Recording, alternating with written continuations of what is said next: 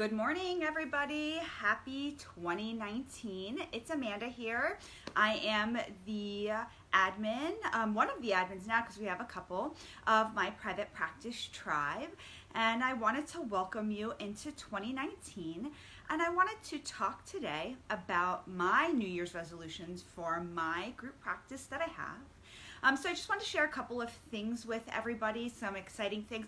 I'm going to be doing Facebook Live videos every week, or roughly every week. I'll be going on some vacations and doing something, so maybe I'll have a co-host or somebody else do the Facebook Lives in here, but I'll be doing Facebook Lives every single week with different private practice consultants, people who have built successful practices, or anybody that helps support private practices.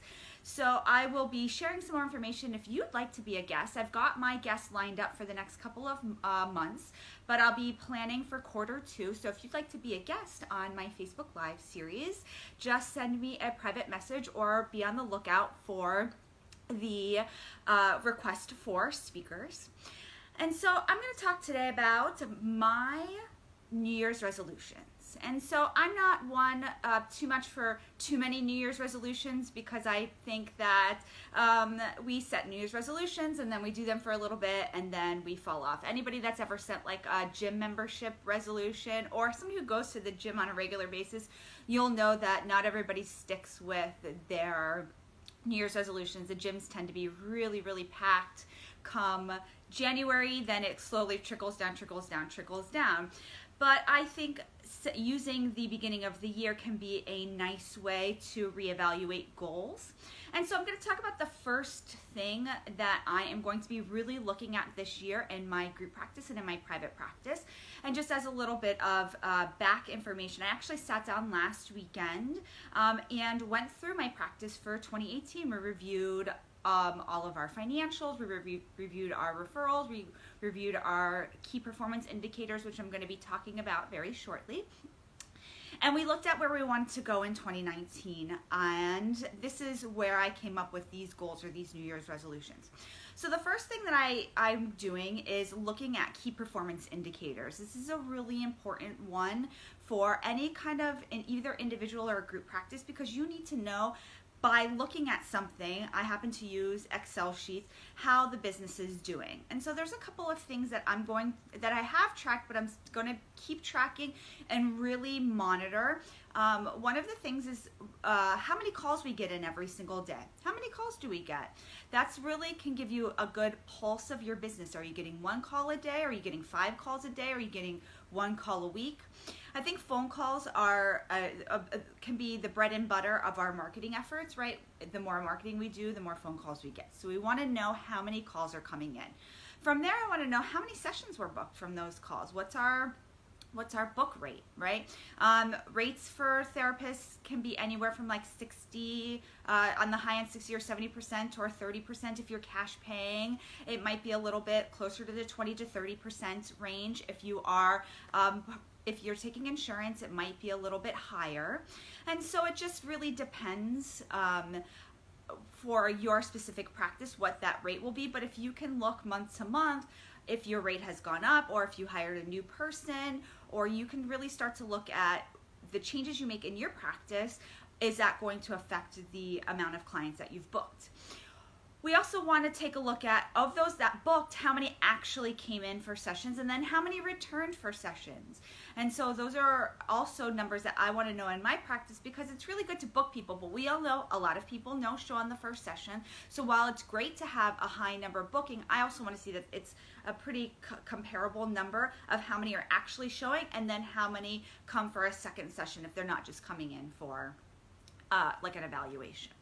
I'm also looking at how many claims are submitted and how many claims are outstanding for our practice. We have an insurance-based practice. We also have a cash and insurance-based practice, but want to know how many claims are being submitted, because that's going to tell me, am I going to be doing well in the next 2 weeks or in the next 4 weeks? Am I going to be receiving money in from the insurance payments? Like, am I submitting enough claims based on how many sessions that we've had? And I also look at the gross every single month, how much we brought into the practice, and our expenses. I use QuickBooks to do that. I highly recommend QuickBooks, but if you wanted to just do that in an Excel sheet, that would be okay. And so that's one New Year's resolution, is to really monitor those KPIs and set plans in place in order to improve them for our practice. And so one way I'm going to do that is I am committing to a Google AdWords campaign this year. This has been something I've kind of dabbled with myself. I did a DIY version that was okay, and I sat down with a professional and we did kind of a mixture of a DIY and a professional campaign. But this year, one of the number one things I want to do is drive referrals to my practice.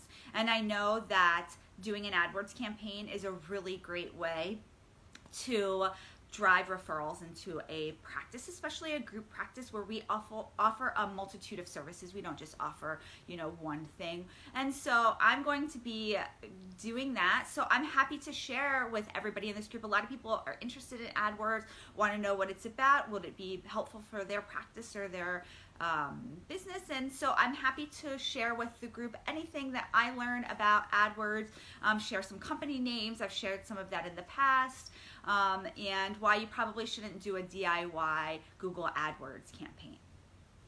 So the next thing is kind of an exciting thing. This is just a personal, or it's a professional thing, but that I really came up with this past weekend, and it's going to probably take a little time. It's not going to be something that's going to happen tomorrow, but I really want to expand the office space that I'm in. I have 3 offices now, and we're in an executive suite.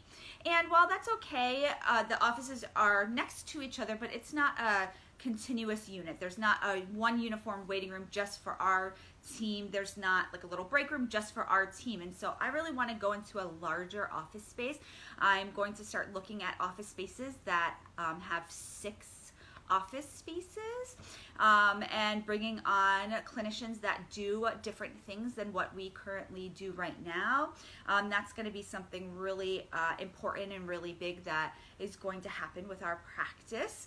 And so for some of you out there, maybe looking at how you can expand. Can you bring on another renter if you're in a one office space, or can you bring on somebody that can join a group practice? Can you start a group practice, or can you expand on the services that you're already doing, maybe by doing workshops? So I think as therapists, we often talk about how we don't make a lot of money and how we're not really taught that in grad school. And I've learned that by having multiple streams of income, that I've been able to make a decent amount of money every year being in private practice by doing a variety of different things without stretching myself too thin. And so I think that we always have to be thinking about how we can expand, how we can do things differently, how we can either expand on the services that we provide, or how many people that we have at our practice, or a group practice, online courses. We've done some things on multiple streams of income in this group, and I did a survey about a month ago, and a lot of people wanted to know about multiple streams of income. So my commitment to this group is to do more about that, because I think that's one way that therapists can have financial success in private practice. And so the final thing that I'm going to be doing for my private practice and my New Year's resolution, and I hope that this is similar for those of you who want it to be, is I really want to up-level a lot of the things that I'm doing. I've been at my current office space now almost 4 years, so I need new couches. I've been saying I need new couches for a while, and I need new couches. I'm finally going to do it. I've just been slacking. There's no excuse for why I haven't gotten new couches, but my couches need to go. I found some couches. I'm going to be ordering them. This is my commitment to myself and the group. And so I want to, update some, even though we're looking to possibly move into a bigger space, I want to still upgrade the offices that we're in. I took a look at my website, and while I love my website and how much traffic it gets, I think it needs an update. It needs a makeover. And so I'm going to be doing some makeovers of that. I'm going to be looking at my branding materials and my marketing materials, ordering new rack cards, ordering new brochures, maybe ordering some new business cards. That I've been looking at getting a new logo. So for those of you that are kind of a couple of years into private practice, you may want to look at some of your marketing materials. Are they outdated now? Have you done trainings? Like a couple of us in my office are now EMDR trained. None of our marketing materials indicate that, and that's something that I really want to start letting people know that we do. And so I've got to update the website.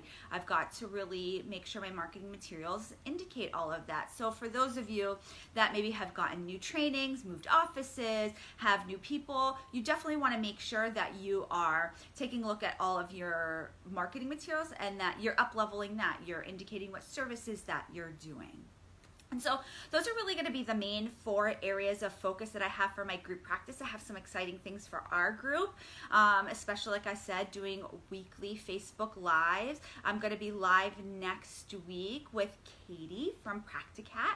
I'll be sharing some information on Mondays about our Facebook Lives, and then you'll catch them every Friday. The timing may change a little bit just due to scheduling or my own scheduling. I've got a couple of things going on this year that are pretty exciting, just personally. So some of my Fridays may be interrupted, but I'll be sure to do a Facebook Live every single week. And like I said, if anybody is interested in being a guest with me or maybe hosting while I'm gone, please send me a private message. I'm always happy to answer all of those and have people on.